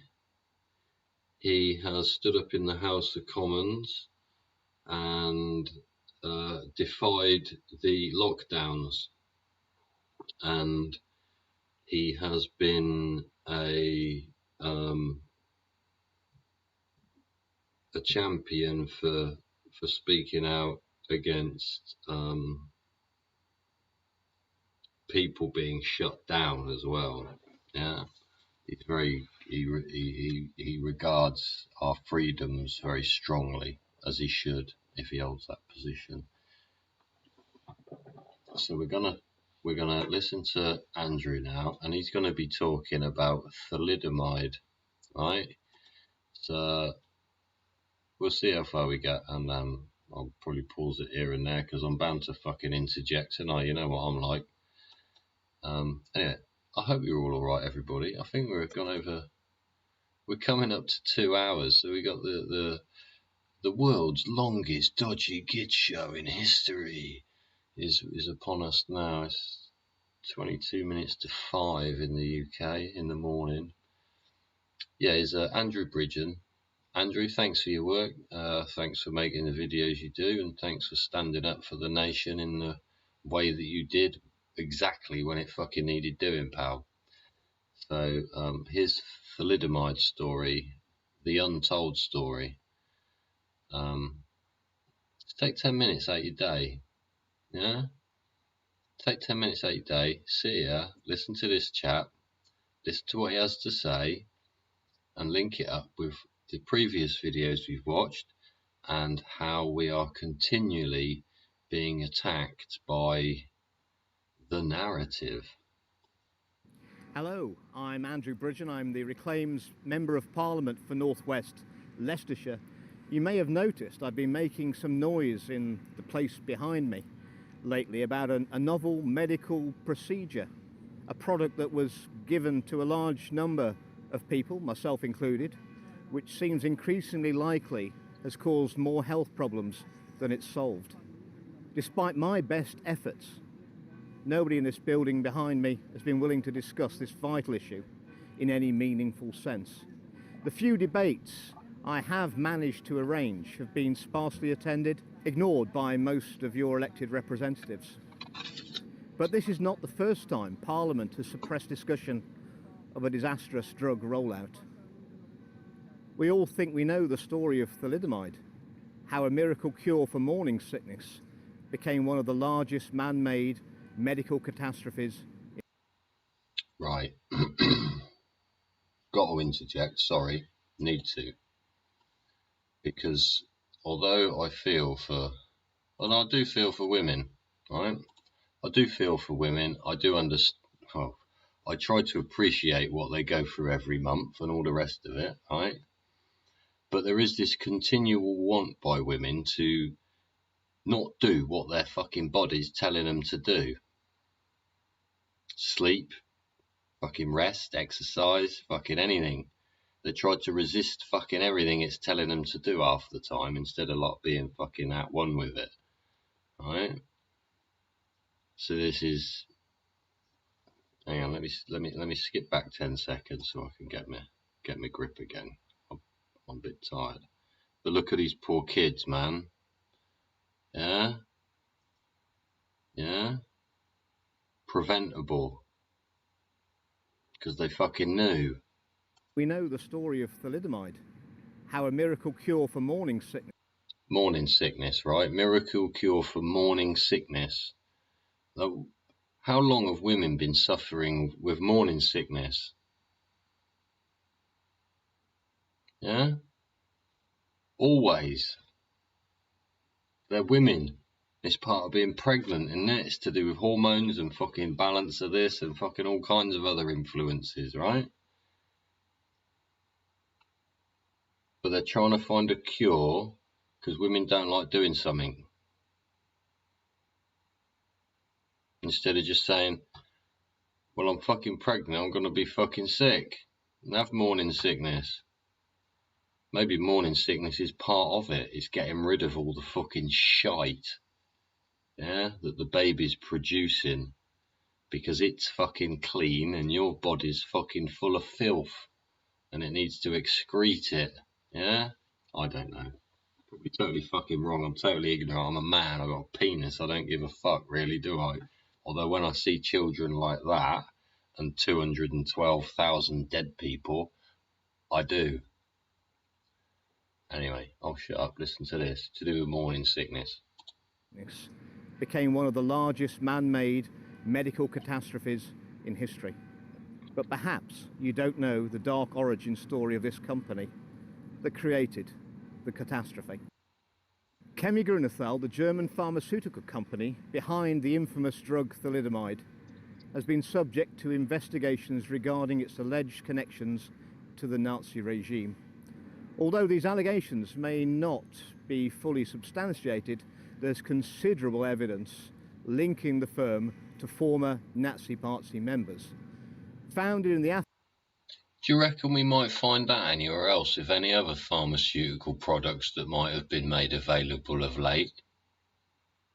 Question we could ask ourselves, I suppose, isn't it? Aftermath of World War II by Hermann Wirtz, Grünenthal initially operated in a devastated post-war Germany. The company hired a number of scientists who were reportedly associated with the Nazi Party during the war. Among them was Dr. Heinrich Muchter, who served as the company's chief scientist. Muchter had previously worked on anti-typhus efforts in Poland during the Nazi occupation. And although he was investigated for war crimes post-war, he was never convicted. Under Muchter's leadership, Grünenthal developed and marketed thalidomide. Even before thalidomide's released to the public, it was given out free to staff, and the wife of an employee of the company gave birth to a baby without any ears. But the company, Grünenthal, covered this up and moved on to marketing. Within 2 years, it's estimated that over 1 million West Germans were taking the drug on a daily basis. See, there it is again. Look, they knew it was doing them harm. They knew it was causing birth defects, yeah? They knew it was causing birth defects. They knew that one of their own employees had given birth to a child with this problem. And they still just ignored it and carried on. Because they could make money out of it. And they did make money out of it, didn't they? You think they want to stop making money? Did they fuck? The first alarm bell sounded not from the pages of a medical journal, but from the sharp observations of a vigilant nurse, Sister Pat Sparrow. Night after night, Sister Sparrow, a nurse at Sydney's Crown Street Women's Hospital, was disturbed by an eerie pattern. See, now this is to do with professionalism. Yeah? This nurse knew her fucking job and she knew her patients. She took the time and used her intelligence to fucking work her fucking role. Yeah? Now we've got people in fucking car mechanic places, they can't find a fucking oil leak. Yeah? For £170 an hour, they can't find an oil leak. In a van. We're not talking about a Lambo. A van. Yeah. Sliced my bloody finger. Yeah, sorry, I'll shut up, let you carry on. Newborns, mostly from the practice of one Dr. William McBride, were being born with grievous limb deformities. Poor bugger look. Her heart ached for those innocent lives, their futures marred by the echoes of a silent epidemic. Amid the fear and confusion, one correlation emerged in her mind: thalidomide. Dr. McBride, unlike his peers, had recently begun prescribing this new miracle drug to alleviate the agonies of morning sickness. In a world that often overlooked the insights of nurses, Sparrow faced an uphill battle. Even Andrew's empathy there for women's pain exacerbated what it was. Right? We'll just listen to him again. Sickness. In a world that often overlooked the insights of nurses sparrow-faced and up had recently begun prescribing this new miracle drug to alleviate the agonies of morning sickness. The agonies of morning sickness. So it's just descriptive language. If he's just straight to the point, to stop morning sickness. Some women might have it terrible. Some women might just fucking open their gob, fire it down the bog, flush it, fucking walk and carry on with their day. But you see how language plays with us. In a world that often overlooked the insights of nurses' sparrow-faced and uphill battle, her initial warnings were met with scepticism and perhaps disbelief from Dr. McBride. But relentless in her pursuit of the truth, Sister Sparrow did not back down. The veil of doubt began to lift. Eventually, Dr. McBride could no longer deny the monstrous reality. Thalidomide, the supposed saviour of expectant mothers, imparted a lifetime of suffering and death to their children. After McBride published an article in The Lancet in 1961, Grunethal withdrew thalidomide from the German market. Distillers, the British distributor, followed suit. And so began a long fight for justice that continues to this day. As the victims near retirement, their medical needs can only become more complex. In 1979, a battle in this fight was won when the European Court of Human Rights found that an injunction placed on newspaper reporting of the thalidomide tragedy was a free speech violation. But it was what the judge said about the House of Commons in paragraph 13 of the judgment that concerns me today. The Speaker, he said, had repeatedly refused to allow any debate or question on the issues raised by the thalidomide tragedy. Repeatedly. And that is exactly what's going on today, as the questions about the medical intervention that so many of us have taken mount up. And the answers for the injured and the bereaved, they only have each other. So you see, questionable pharmaceuticals and complicit politicians are nothing new. In 1968, a criminal trial began in Germany of Grunethal and a number of its employees. But there was high-level political interference in this trial from the start. All charges were dropped when the company agreed to set up a compensation fund for the victims. In exchange, they were granted immunity from prosecution. So they bought their way out of trouble. Yep, they paid their way out. With a small fraction of their thalidomide profits. A percentage of profits. Where are we going to see this occur again soon, do you think? The story in South America demonstrates, though, the utter callous contempt for human life of the pharmaceutical industry. Sales in Brazil, for example, began after adverse events had already been reported in Germany, and thalidomide wasn't withdrawn there until 1962, a year after it was pulled in Europe. Almost immediately, remarkably, thalidomide was back. Approved in several countries, including Brazil, as a treatment for leprosy. And although measures were put in place to try and ensure pregnant women did not take it, these were difficult to enforce. A number of studies have found that thalidomide is still causing birth defects in Brazil up to our times. One in 2016 said new cases of thalidomide embryopathy are still being reported. Another in 2007 highlighted 3 new cases since 2005, but said this was probably underreported. Considering that these 3 cases were not registered through a systemic surveillance system, the authors said, but came to our attention through a series of coincidental random events, it can be assumed that the actual occurrence of affected babies by thalidomide continues to be as frequent as announced 10 years ago. In Spain, the reality, if possible, is even bleaker. The country was, in 1961, still living under Franco's dictatorship.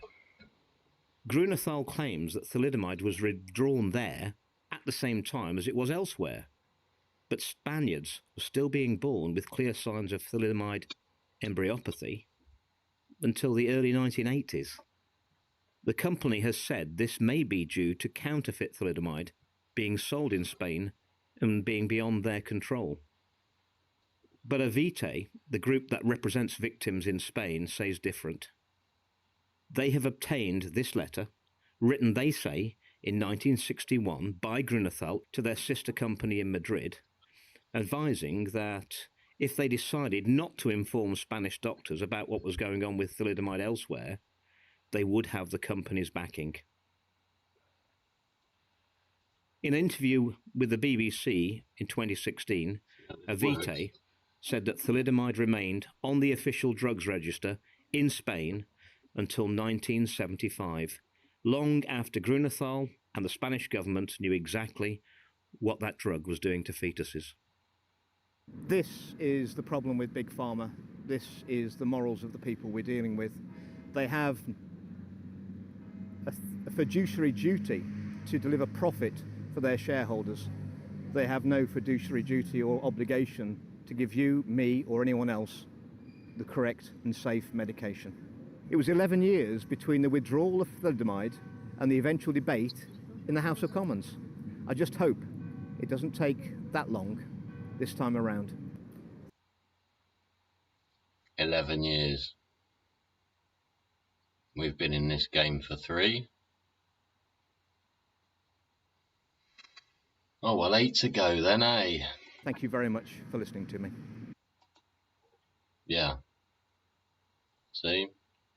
There are people out there that have had enough, and there are people out there that are now capable of presenting to you pretty much what I have. I've shown you quite a few videos there, varying sorts and assortments, different contents and ideas, different perspectives, and from different decades, yeah? But it all comes down to the same thing, doesn't it? Are we being blagged? Ask yourself that question.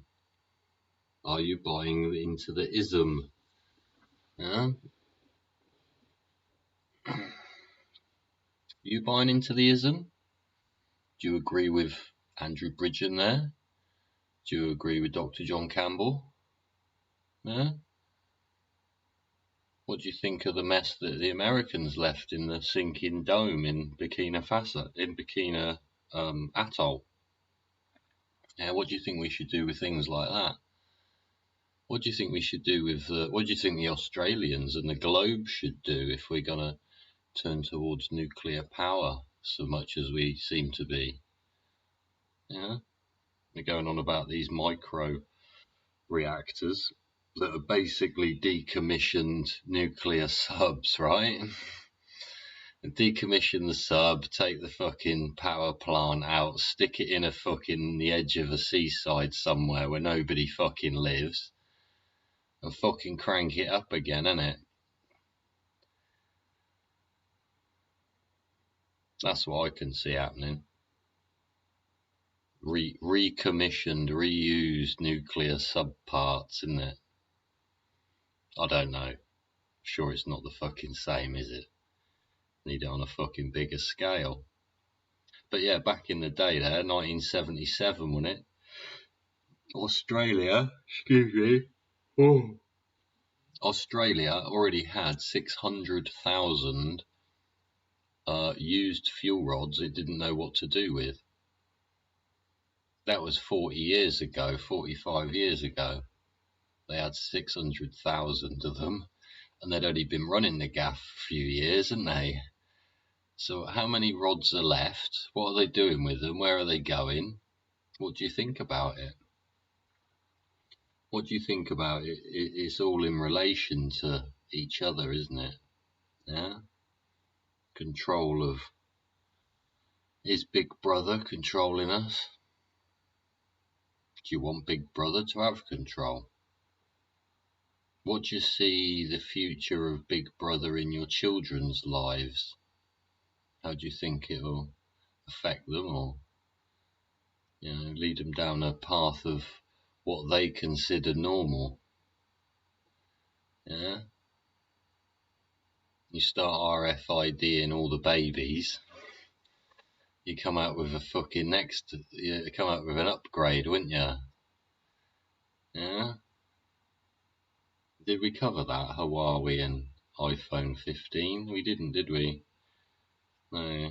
Yeah, the new Huawei phone apparently is a bit of a flop in China. So all the Chinese now want iPhones. So the iPhone 15 is now like the hot cake. Yeah?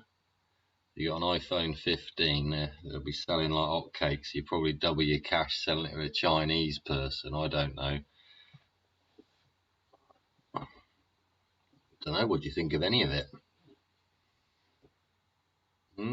Or is it something you don't even think about? Do you watch Coronation Street every day? You're more into that? I don't know. It's been an epic show, hasn't it? 2 hours and 16 minutes we're in. I've enjoyed doing the show, and I've enjoyed presenting some videos to you in the way I have, I suppose. And yeah, if you've enjoyed the content so far and you want to see more, you can always go back and look at some previous shows. 34 other ones of those, plus some shorts and other videos. Yeah, go take a look. If you like what you see, you can hit that subscribe button, and that'll tell you about future content. Could be at 4 o'clock in the morning, could be at 2 o'clock in the afternoon. Never know with me. You see, I just pop up when I feel I need to say something. This evening I needed to say something. There's 212,000 people mysteriously dead. Are we on the brink of global war? I'm not sure. Yeah. I've tried listening to some other chat rooms and streamers, but it all gets a bit frenzied and hectic, and it's all lots of shouty and lots of bright lights. I thought I'd just spend some quiet time with you guys. I hope you've enjoyed spending some quiet time with me, Dodgy Git, and I hope you enjoyed watching the Dodgy Git show. Yeah, if you'd like to hit the like button, that'll help me algorithm, won't it? Share with your friends, tell them there's a maniac loose on the internet, yeah? He's calm and quiet, but he's a complete maniac. And yeah, join me next time if you can. Wherever you are, stay well, share the love, and this is Dodgy Git, out.